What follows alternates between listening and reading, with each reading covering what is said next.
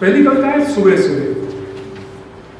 सुबह सुबह आज सड़क पर दो लड़कियों की हंसी धूप के मानिंद पसरी। सुबह सुबह आज सड़क पर दो लड़कियों की हंसी धूप के मानिंद पसरी थी। उनकी खिलखिलाहट ने उस अंधेरे को उजाले में बदल दिया जो फैल जाता पूरे उस माहौल में यदि वे दो लड़कियां जोर से हंस देती। अगली कविता है औरतें ही पानी ला रही। औरतें ही पानी ला रही हैं, कतार की कतार, उनके छोटे छोटे बच्चे भी साथ हैं। मर्द कहाँ है? मर्द खेत में भी नहीं है।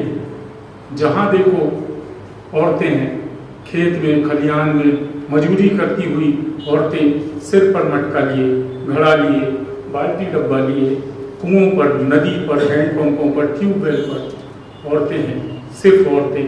मर्द हैं कहाँ?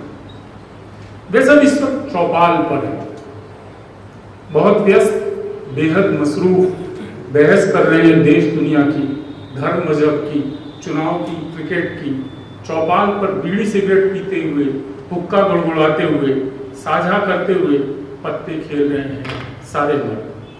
औरतें सब कुछ काम कर रही हैं, वे पानी ला रही हैं, खाना बनाने को, कपड़े धोने को, नहाने को और दीगर काम को।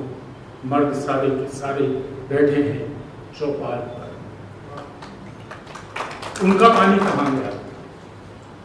औरतें अगर बोल आ सके तो बेहतर हो। अगली कविता है बाजार। ये जो हफ्ते दर हफ्ते लगने वाला बाजार है, लालकुई में हो कि पाटतलाई में कि कट्ठीवाड़ा में या मेघनगर में या रंगपुरा में या कि कल्याणपुरा में हो या कि तलाई में हो कि सुजापुरा में हो, नसरुल्लागंज में हो कि रहटी में हो, आते हैं जिसमें आदिवासी ठट के ठट सज बज कर नाचते गाते। उनके लिए नहीं है महज बाजार, उनके लिए नहीं है महज यह बाजार, यह है मेल जोल का एक और दिन, जंगल से बाहर निकलने की एक जगह। कर लेते हैं सौदा सुलभ इसी दिन, छुट्टी भी होती है उनकी काम से। घर की औरतें, लड़कियां, बच्चे, मर्द सब होते हैं इस बाजार में। दूर दराज के जंगलों से पहाड़ों को लांघते हुए आते हैं हर हफ्ते इन बाजारों में, जंगल की महक लेकर और ढेर सा सामान लेकर। तेंदू, महुआ, चारोली, मोटे अनाज, मूंगफली, मुर्गी, बकरी, मिट्टी के बर्तन और भी बहुत कुछ इस दोहरे दो मुहे लूट के बाजार में। उनका माल बिकता है बहुत सस्ते, लगभग 1/4 कीमत पर, और जो सामान खरीदते हैं वो अपनी जरूरत का कपड़ा, जूते, खिलौने, तेल, नमक, मसाले, कुछ अनाज वगैरह, ये सब महंगा होता है, बहुत ही महंगा। ऐसा तो न कभी हुआ, न होता है और न होगा कि कोई भी आदिवासी कभी भी कहीं से भी पैसे वापस ले सके।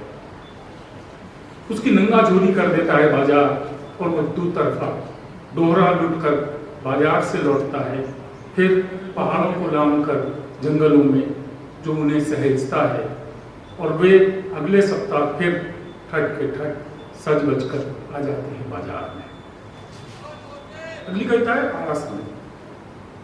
मैं आड़ा समय पे एक सीरीज लिख रहा हूँ, कुछ कविता है आड़े समय पे, उसकी एक कविता सुनाना चाहूँगा। ये समय एक ऐसा समय है, सत्य, अहिंसा, ईमानदारी, सहिष्णुता, करुणा जैसे गुणों की किसी को जरूरत नहीं होती, बल्कि ये आपके जीने के आड़े आ सकता है।